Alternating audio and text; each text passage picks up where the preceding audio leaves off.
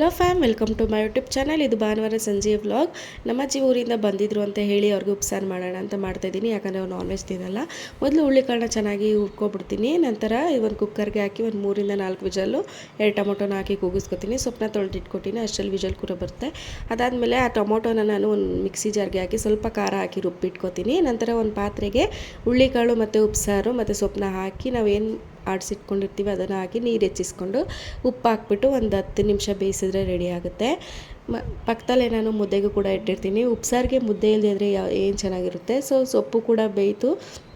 ಅದಾದಮೇಲೆ ಸೊಪ್ಪನ್ನ ಒಂದು ಪಾತ್ರೆಗೆ ಬಸ್ಕೊಂಡು ನಂತರ ಒಂದು ಬಾಣಲಿಗೆ ಎಣ್ಣೆ, ಸಾಸಿವೆ, ಕರ್ಬೇವಿನ ಸೊಪ್ಪು ಹಾಗೆ ಒಣಮೆಣಸಿಕಾಯಿ, ಈರುಳ್ಳಿ ಹಾಕಿ ಚೆನ್ನಾಗಿ ಫ್ರೈ ಮಾಡಿ ಒಂದು ಸ್ವಲ್ಪ ರುಚಿಗೆ ತಕ್ಕಷ್ಟು ಉಪ್ಪು ಹಾಕಿ ನಾವೇನು ಬೇಯಿಸಿಕೊಂಡಿರ್ತೀವಿ ಸೊಪ್ಪು ಮತ್ತು ಅದನ್ನು ಹಾಕಿ ಕಾಯಿ ತುರಿ ಹಾಕಿದ್ರೆ ಪಲ್ಯನೂ ಕೂಡ ರೆಡಿ ಆಗುತ್ತೆ.